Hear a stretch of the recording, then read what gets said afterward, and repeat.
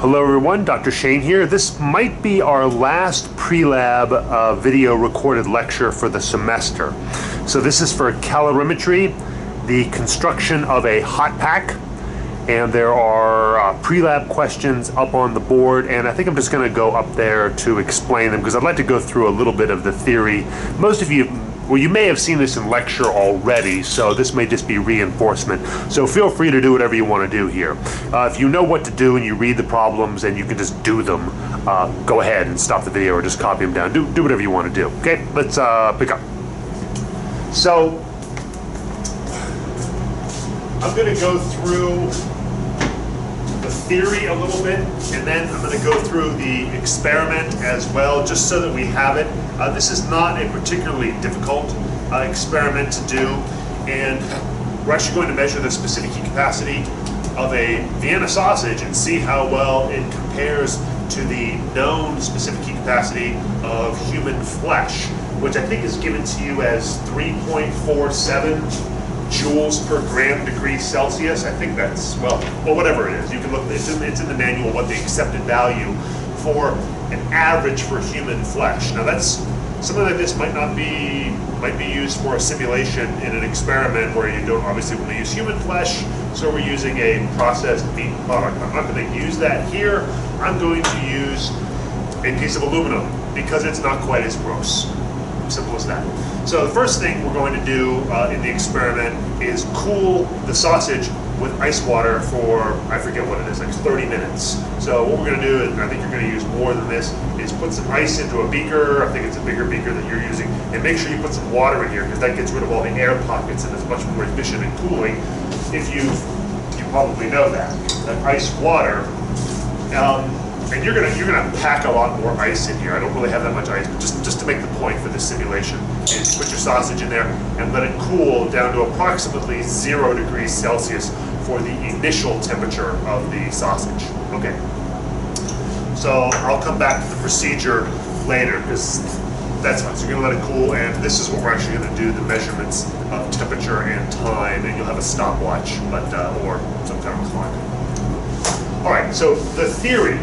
Calorimetry, the study of the exchange of heat between one system and another, or a system and its surroundings. So the book presents what's called the calorimetry equation, your lab handout, as the heat lost is equal to the heat gained, and we put a minus sign here to indicate that it's going between two things. If you have me for a lecture, or some other ways it's presented to you, is that the heat of the system, and a system is the thing you're interested in. In this case, we're interested in a piece of processed meat, or the aluminum cylinder that's in here,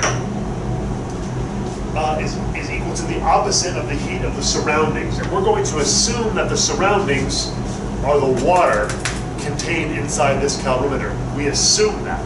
The surroundings are actually the thermometer, the little stirrer for it, the walls of the container, the air. We're going to assume that the surroundings are just the water inside this insulated container for calculation purposes. Okay, so that's called the calorimetry equation.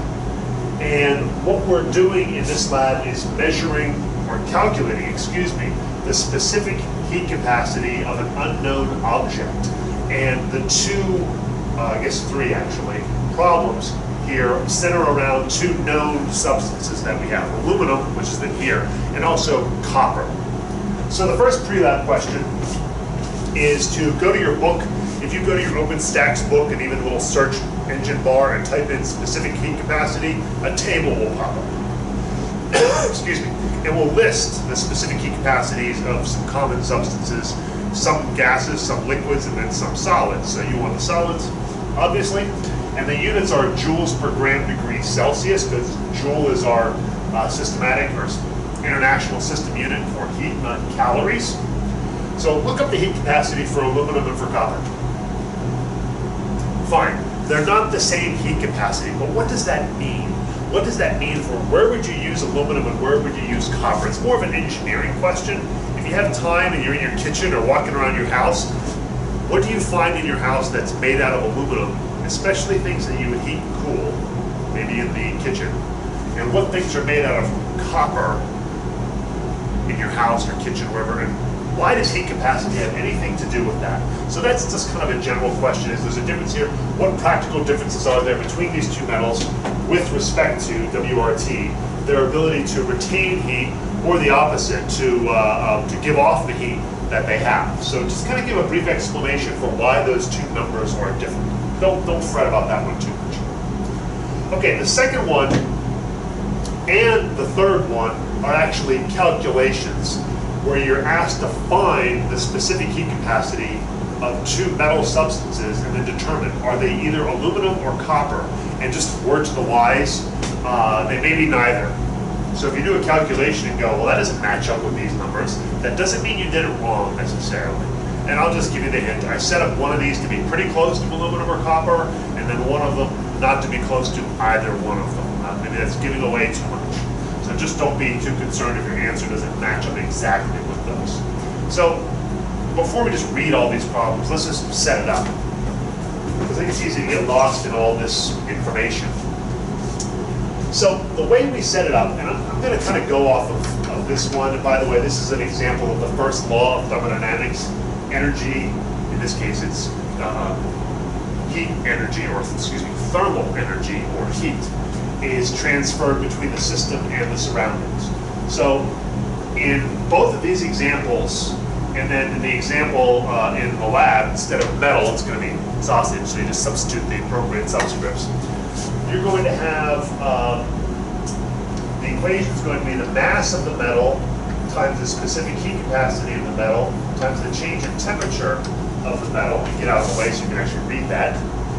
So it's MC delta T for the metal equals the negative mass of the water, specific heat capacity of the water, and the change in temperature of the water. And I'm not going to solve these problems for you. So in both of these problems, and then also in the lab, what you're doing is you're solving for the specific heat capacity of either the metal or the sausage. Okay. So we can record the mass of the metal or the mass of the sausage. That's fine. We don't typically record mass of water. In here, we typically record a volume of water, but use your density and your volume to get the mass of the water. The specific heat capacity of the water is a constant, 4.184 joules divided by grams degrees Celsius. Now we could put Kelvin there because a change in Kelvin and a change in Celsius are the same magnitude. And so that just so you know that.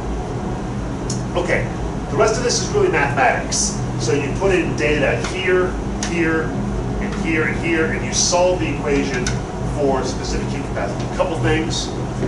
Specific heat capacity should be positive. It's never negative. One of your delta T's is going to be negative. Delta is always final minus initial. Okay? It doesn't matter if it's getting hot or cold, it's always final temperature minus initial temperature. So let's just take a look at the problems here. Assume a 10.918 gram metal sample, so that's fine. It's heated to a temperature of 76.2 degrees Celsius, so we're using a warm water bath, so its initial temperature is kind of high. And you put it into 30 milliliters of water, and I just give you a density. I'm not sure that's the density at 21 degrees Celsius, but it doesn't really matter for this problem. So the initial temperature of the water is 21. Then what you do is you take something like this, and you put the two things together, and you record how high, this is going to get warmer. So how high the temperature goes, because you're taking a warm piece of metal and putting it into room temperature water. The temperature should go up. So the final combined temperature, so that's TF, that's your final temperature, is 25 degrees Celsius. So calculate C metal, and let's see which one of these is going to be. So in this case, the delta T metal is going to be negative, I think, right? 25 minus 70, yeah. So this will be negative in that case, and the delta T water is going to be 25 minus 21. So the delta T water here is really small. It's only 4 degrees Celsius. And that should be enough for you to do that problem. So calculate the specific heat capacity of the metal, match it up here, and see if you can just give a brief explanation. And maybe it doesn't match up. If it doesn't match up, actually for both these, if it does not match up, go back to your table of specific heat capacities and give a provisional hypothesis as to what that metal or what that substance might be. Maybe it's iron, or maybe it's something other than copper or aluminum. So don't just let it sit there. See if you can figure out what it is. The second example is more like today's lab. So what you're doing here is, instead of heating up an object, we're going to cool an object and add it to room temperature water, so that the water, you're going to see a decrease in temperature. Okay, that's fine. It's really the same idea. Okay, metal sample. Oh yeah, I just threw this in here as a variable. If you've ever made ice cream before, you know you use salt water to get the ice water bath with salt in it below the freezing point of water so that you can make ice cream. So let's assume we did that here. And the initial temperature of the metal is actually negative 1.0 degrees Celsius. I could have done that here. Most of my ice melted. So important tip with this lab, keep an eye on your beaker. If the ice melts, pack a bunch more ice in there to really keep it cold for whatever time it tells you to. So I'm showing you what not to do here. So the ice is melting, put more ice in. Oh yeah, I forgot to say this. The water that goes into the calorimeter, which can just be tap water, it's not a chemical reaction, put that in here early on in the lab. I don't know if it's written in here, so that it can equilibrate to room temperature. If it comes out of the tap, it's going to be colder than room temperature. So have all this kind of sitting out, and this is staying cold, this is equilibrating to room temperature. Fine. So I could have used ice water there, but I'm not. So let's assume that your piece of metal, sausage, whatever, starts off at negative 1 degree Celsius. You put it in 50 milliliters of water at the same temperature, and the final temperature, and it doesn't go down very much. That's what's going to happen in your lab. The sausage is not going to change the temperature of the water very much. One of the reasons is water has a very, very, very high heat capacity. That's a pretty high heat capacity. That's higher than the heat capacity for human flesh, 3.47, I think, whatever it is. So why is that? Well, water is really good at absorbing heat. If it wasn't really good at absorbing heat, we'd be in a lot of trouble. We'd be in a lot of trouble metabolically and environmentally if that wasn't the case. A lot of implications for that. So do the problem. Keep in mind that this is a negative initial temperature, and this is a positive fun. So, okay, you can figure out the delta T's, solve the equation, get a positive answer, and then identify it as aluminum, copper, or to be determined. And I think that's it. The rest of this, I just want to briefly go through. That's the basic calculation, is a little bit of the procedure, and we're also giving you a collateral skill with this particular experiment, and that's making a graph. And that's going to take a little bit of time. So what you're going to do, and I don't really need to go through all this, there's a piece of metal in here already, somebody left it in there, is you'll have your water in here, and I don't remember what the volume is. And instead of just plunking in the sausage and watching the temperature go down, you're going to make what's called a cooling curve. So not just measuring a drop in temperature. You're going to measure temperature versus time. And I think we're going to erase all of this.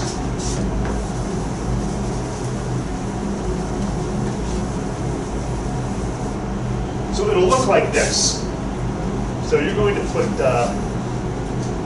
time in seconds on the x-axis and temperature in degrees Celsius on the y-axis. You're not going to make this graph during lab. You'll just record, and I think the procedure actually gives you your times ahead of time. So you can make a table, put all of your times, and then fill in your temperatures on this side. And it goes from 0 to, I forget what it is. I think it's like 570 seconds or something like that. But you fill that out. And the temperature is going to start somewhere around room temperature. So why don't I just start it at 21.0 degrees Celsius. You'll use your data, not just this made-up data that I'm doing. And you're going to put the thermometer here, and you're going to get a baseline temperature. So you'll have a stopwatch or some device measuring time, hopefully not your cell phone, and you'll hit the button and you won't do anything. So you'll record the temperature, I think it's every 30 seconds for, I don't know, a couple of minutes or something like that. So your data will start off looking flat, because you want that flat plateau for what we're going to do later. Then at some designated time, again, you figure that out, you're going to put the sausage into the water, and the temperature will drop. And I'm being a little more dramatic than it's going to drop, okay? And then the temperature will eventually level out. And that's called, so when you make a graph, you obviously put your axis labels. And I'm going to show you an example of a graph on Excel, and I'll probably upload it for my students. Your instructors may do this. Graphs do not have to start at 0, 0. It makes sense to start 0 for the x-axis because that's time. You're going to get nowhere near 0 degrees Celsius. In fact, I would be surprised if you dropped below 15. So your y-axis, scale it so you don't have a bunch of dead space. If you put 0 here, you're going to have all this dead space, so scale it that way. And then this is what you're going to look like, and you give a graph a title, so I guess we could call this, you can call it whatever you want, sausage calorimetry or something like that. So we're teaching you some graphing skills here. I'm not going to go through the procedure. You're going to get your delta t's off of this graph, and there's a procedure written in here for you on how to do that. So it shows you what to do to get your delta t's. So there are your times. In fact, if you're slick with Excel, you can actually go ahead and, from the electronic version of this lab on D2L, copy and paste those times onto an Excel spreadsheet and then fill in your data later and then make your graph. You can even pre-make your graph so that you're ready to go. In fact, I'm going to show you something here. So I'm not going to go through, I don't think there's really any point in me going through A through F on how you draw. You find the plateau and you go like this. You find the plateau down here and you draw that. And you go through this whole procedure. We can help you with that, of course, but I don't think it's worth me. I think it'll be more confusing, actually, if I show you. It's spelled out pretty well. The bottom line is this, and this is useful to know. The change in temperature of your sausage, it's going to start out near 0. Okay? And it's going to go up to much closer to, the change in temperature of your sausage is going to be much greater than the change in temperature of your water. The change in temperature of your water might only be 1 degree. It might be 2 degrees. It might be 3 degrees. It's probably not going to be more than 4 or 5 degrees. The change in temperature of your sausage could be, geez, it could be like 15 or more. So not like 100, but the change in temperature here is much bigger than here, just so that you know you're doing it right. That's good to know. And the calculations then are pretty straightforward. So while I'm still here, making a graph, you can go old school and actually making graph on small graph paper like this. We can give you a bunch of copies, and I scanned a piece of this paper, so if you have a good printer, you can print it out. Every little square is 2 millimeters. Just make sure that you scale it so it's not 0, 0. So you go 0 up to your maximum time and find out what your lowest temperature is. And again, make it a convenient thing. Maybe you go from 15 to 20 or whatever, 17 to 21. So you use the whole space. Don't scrunch up the graph into a corner. Use the entire piece of paper. This paper is probably better than what's in your lab notebook, which is going to be, the squares are a little too big. If you're good, let's see where I have this. Yeah, I crinkled this all up. I actually went to Excel and made up some dummy data, and you can practice with this if you want to, if your instructor gives it to you. I cut and paste all the time, so lowercase t is time, units are second, capital T, degrees Celsius is temperature. So I put all my X data in the first column of Excel, and I just made up these temperatures, because I was like, I know that room temperature, put the sausage in, it goes down, down, down, down, down, then levels off. I just made that data up so that it would look something like that. I actually figured this out. If you make a graph on Excel, and then have it so it takes up the whole page, you can put little grid lines on here. I didn't figure out how to make the grid lines this small. If you figure that out, let me know.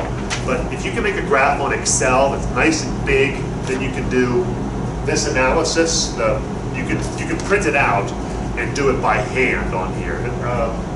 Unless you can figure out how to use the drawing feature to draw your straight lines and bisect and do all that stuff. That might be more trouble than it's worth.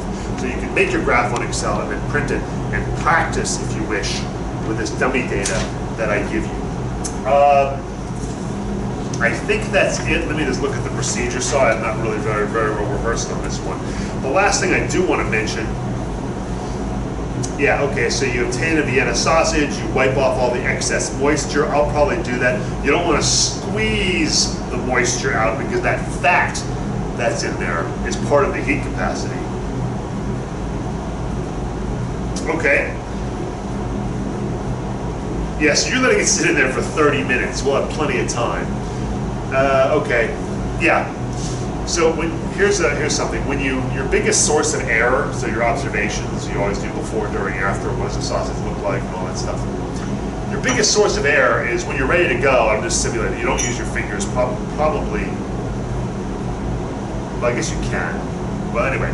So your biggest source of error is when you take the sausage out of the ice water, it's now losing heat. So we're missing some of the warming. So you want to get it into the calorimeter as quick, so I'll probably have the lid off, ready to go, put it in there, put this back on, and this little stir is probably not necessary. And make sure your thermometer is suspended in the water, not touching the bottom of the calorimeter or touching anything else in there. The sides, the actual sausage, can't be touching the sausage. That'll give you erroneous data. You want it suspended in the water. That's very important. Yeah, then you record the temperature every 10 seconds for a minute. Okay, yeah, okay, just follow the procedure. So you hit your stopwatch, you hit your stopwatch before, and then anyway, you read that, I'm confusing the issue. Okay, good. And the last thing, which I'm not going to talk much about, the calculations. The first step is to make the graph and get your delta T's. The second calculation is to calculate the heat capacity of a finger, human flesh. Yep, and we went through kind of how to do that. And the last thing, which I'm only going to briefly mention, how do you make a hot pack?